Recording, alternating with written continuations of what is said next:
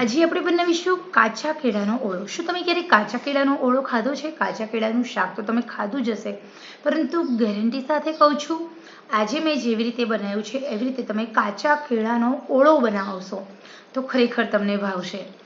તો ચલો, અહીંયા સૌથી પહેલાં આપણે માર્કેટમાંથી એકદમ મસ્ત મસ્ત કાચા કેળા લઈ આવીએ. આ કાચા કેળા થોડા પાકા હોય તો પણ ચાલે. એટલે પાકા એટલે એકદમ યલો યલો નહીં, પરંતુ વેફરના કેળા હોય ને એકદમ કાચા હોય, એના કરતાંથી જ પાકેલા કેળા હોય તો પણ ચાલશે. તો અહીંયા આપણે આ કાચા કેળા હોય એને ધોઈ લેવાના, ધોઈ લૂછી અને પછી ઉપરની છાલ અને બંને સાઈડનો ભાગ છે એ કાઢી લેવાનો અને પછી ગોળ કટિંગ કરવાનું છે અને પછી વરાળે બાફી લેવાનું છે. 100% સુધી વરાળે બાફવાનું, અધકચરા પણ ન રહેવા જોઈએ. તો અહીંયા જોઈ શકો છો આપણે કાચા કેળાને વરાળે મેં સરસ મજાને બાફી લીધા છે. 5 થી 6 મિનિટ થાય છે, ફટાફટ બફાઈ જાય છે. આ કાચા કેળા આપણી હેલ્થ માટે ખૂબ સારા હોય છે. મને કમરનો દુખાવો થતો ને, તો એ ટાઈમે 1 મહિના સુધી મેં આ કાચા કેળાનું શાક ખાધું. ખરેખર કમરનો દુખાવો 1 વર્ષ પહેલાં ગાયબ થઈ ગયો. અહીંયા મેં 500 ગ્રામ જેટલા કાચા કેળા લીધા, એને વરાળે બાફી લીધા, પછી આપણે એને ચોપરમાં ચોપ કરી દીધા, એટલે એકદમ એનો ફાઇન ભૂકો થઈ જાય. આપણે જેમ રીંગણને મેશ કરી છે તો આ કાચા કેળા મેશ એમ નહીં થાય. એના માટે તમારે જે આપણે સલાડ સમારવાનું ચોપર હોય એનો ઉપયોગ કરવો પડશે. હવે અહીંયા 6 ચમચી તેલ લીધું છે. આ ઓળામાં તેલ થોડું વધારે લેવાનું, કારણ કે તેલ વધારે હશે ને તો એનો ટેસ્ટ બહુ સારો આવે છે. સ્ટેપ બાય સ્ટેપ કઈ કઈ વસ્તુ ઉમેરીને આપણે આ કાચા કેળાનો ઓળો બનાવ્યો છે એ તમે જોતા રહો. હવે અહીંયા આપણે મસાલિયું લઈ લીધું છે, સાથે મેં ઝીણી ઝીણી ચોપ કરી લીધી છે 2 ડુંગળી અને એકદમ મસ્ત મસ્ત 2 ટામેટાને ચોપ કરી લીધા અને સાથે 8 કળી 9 કળી લસણ. તમે જૈન છો, લસણને સ્કીપ કરી શકો છો, લસણને ખાંડી લીધું છે. રાઈ ફૂટે પછી જ આપણે આગળ વધશું. હવે રાઈ એકદમ મસ્ત તડતડ ફૂટી ગયું છે તો મેં ઉમેરી દીધું છે જીરું. થોડું અમથું વઘારમાં જીરું, થોડી અમથી રાઈ, એ પછી આપણે આદુ લસણ અને મરચાંની મસ્ત ટકાટક આપણે તાજી બનાવેલી પેસ્ટ ઉમેરીશું. અહીંયા તમે તાજી પેસ્ટનો ઉપયોગ કરશો તો એનો ટેસ્ટ બહુ સરસ આવે છે. હવે આપણે એકદમ ગેસની આંચ મીડિયમ કરવાની અને 1 મિનિટ સુધી આપણે સાંતળી લઈશું. અને એ પછી 1 મિનિટ થઈ જાય એટલે આ જે ચોપર છે એની મદદથી મેં જે ઓનિયન 2 ઓનિયન લીધા છે નાના નાના, એ બંને ઓનિયનને મેં ચોપ કરી દીધા છે. તમે અહીંયા જોઈ શકો છો. હવે આપણે આ ઓનિયનને ચડવા દઈશું. પાણીનો ભાગ બળી જાય ત્યાં સુધી ચડવા દેવાના. જો પાણીનો ભાગ હશે અને આપણી ઓનિયન કાચી હશે તો ટેસ્ટ બિલકુલ સારો આવશે નહીં. માટે રસોઈ બનાવો છો, ધીમી આંચે બનાવો, ઊંડો શ્વાસ લઈને શાંતિથી બનાવો. એવું લાગે તો મંત્ર જાપ કોઈ પણ ભગવાનના કરો, કારણ કે મંત્ર જાપ કરેલી રસોઈ પ્રસાદ જેવી મીઠી બનતી હોય છે. તો હવે અહીંયા આપણે એકદમ મસ્ત ઓનિયનને સાંતળી લેવાની છે. આવી રીતે તેલમાં છે ને ચડવા દેવાની છે. થોડી થોડી વારે આપણે હલાવતા જઈશું. તો આ ટાઈમે હું 2 ટામેટાં લીધા છે, ટમેટાને ચોપ કરી રહી છું. તો અહીંયા તમે એકસાથે બધું ચોપ ન કરી દો, લસણ ફોલી નાખો, ઓનિયનને ચોપ કરી દો, પછી ઓનિયન સંતળાય ત્યાં સુધીમાં તમે ટામેટાને પણ ચોપ કરી દો. ઓછા મહેનત, ઓછા પ્રિપેરેશનમાં, તમારું ઓછા ટાઈમમાં તમને કંટાળો પણ નહીં આવે ને કામ ફટાફટ થવા લાગશે. કારણ કે આપણે મીડિયમ આંચે જ આપણે બધું સાંતળવાનું છે. જો ફૂલ આંચ હશે તો તમારી ઓનિયન છે એ ફટાફટ ચડશે તો એનો ટેસ્ટ મજા નહીં આવે. બહુ ફૂલ આંચ હશે તો તમારી કઢાઈ બળાઈ જાય છે, વાસણ ઘસવામાં તકલીફ પડે છે. એવું આપણે બિલકુલ કરવાનું નથી. માત્ર શાંતિથી જ કામ કરીશું, જેના કારણે ગેસ પણ ન બગડે, તમારા વાસણ પણ વધારે બગડે, ગંદા ન થાય અને રસોઈ એકદમ મીઠી થાય. તો સૌથી પહેલાં હવે અહીંયા આપણે 3 મિનિટ સુધી ઓનિયનને આપણે સાંતળવાની છે. આપણી ઓનિયન 3 મિનિટ સુધી સાંતળાઈ જાય ને ત્યાં સુધીમાં આપણે ટામેટાને ચોપ કરી દેવાના છે. ટામેટા મસ્ત મજાના ચોપ થઈ જાય એટલે આપણે સૌથી પહેલાં કશું જ કરીશું નહીં. સૌથી પહેલાં ટામેટાને સાંતળવા માટે એડ કરવાના છે. તો અહીંયા સ્ટેપ બાય સ્ટેપ તમે જોઈ શકો છો. કોઈ પણ વિડીયો સ્કીપ નથી કરતી. કદાચ તમને એમ થશે કે આ બેન તો બહુ લપડા છે ને, આ લપડા નથી. રસોઈ બનાવવા માટે કેટલો ટાઈમ જોઈએ છે પરફેક્ટ તમને જણાવું છું. તો 2 ટામેટાં ઉમેરી દીધા છે. ટામેટાં ઉમેરીને આપણે મસ્ત મજાનું હલાવી લઈએ. તો કારણ કે આવી રીતે હલાવવાથી તમારા જે રસોઈ છે એ બહુ સરસ બને છે, એકદમ મીઠી બને છે અને રસોઈનો ટેસ્ટ વધારે સારો આવે છે. તો હવે આપણે ટામેટાને પણ આમ ચડવા દઈશું. થોડા થોડા ટામેટાં આપણા ચડી જશે એટલે આ પપ એમાં આ જો કેળા છે, કેળાને આવી રીતે એકદમ મસ્ત ચોપ કરવાના છે.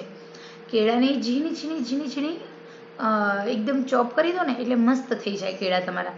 તો અહીંયા આપણે ટામેટાં સંતળાઈ રહ્યા છે. સાઈડમાં મેં જે ચોપરની અંદર ઓનિયન સંતળી, જે સમારી જેમાં મેં ટામેટાં ચોપ કર્યા એમાં જ આપણે કાચા કેળાને પણ ચોપ કરી લઈશું. કાચા કેળા થોડા વધારે છે એટલે 2 બાઉલ થશે ચોપ કરવામાં. તો હવે અહીંયા ટામેટાં છે એ પણ મસ્ત ચડી ગયા છે. જે ઓઇલ છે એનો કલર સહેજ લાલ થઈ ગયો છે એટલે રેડ થઈ ગયો છે. ટામેટાં આપણા ટ્રાન્સપરન્ટ થઈ ગયા છે. તો હવે આપણે એમાં બધા મસાલા કરીશું અને પછી આપણે ફરી 1 મિનિટ સાંતળીશું. તમે અહીંયા જોઈ શકો છો મસાલા કરશું તો મસાલા કરતાં પણ 30 સેકન્ડનો ટાઈમ લાગશે. તો એ ટાઈમે પણ આપણે ટામેટાં જો કચરા હશે તો એ ચડી જશે. તો એવી રીતે હવે ગેસની આંચ એકદમ સ્લો ટુ મીડિયમ રાખી અને આપણે મસાલા કરીશું. પહેલાં કેળા નહીં ઉમેરવાના, પહેલાં બધા મસાલા ઉમેરવાના છે.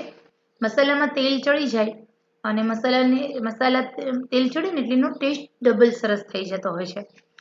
રસોઈની સોડમ બહુ વધારે સારી આવે છે, ટેસ્ટ બેલેન્સ થાય છે. એટલા માટે આપણે કેળાને આપણે છેલ્લે રાખવાના છે. તો હવે અહીંયા અડધી વાટકી જેટલો મગફળી હોય ને એ મગફળીનો ભૂકો મિક્સરમાં ક્રશ કરી, અડધી વાટકી સિંગદાણાનો ભૂકો આપણે અધકચરો વાટી લીધો છે એ ઉમેર્યો.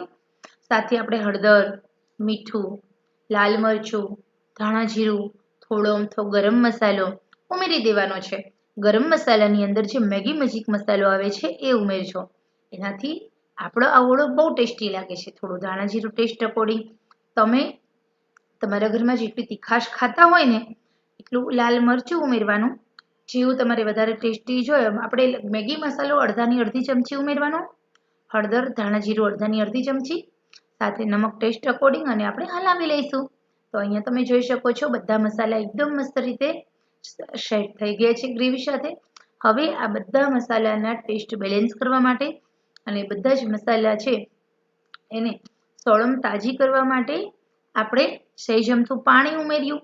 અડધી વાટકી જેટલું પાણી ઉમેરી અને હવે આપણે આ જે ગ્રેવી છે ખદખદવા દઈશું.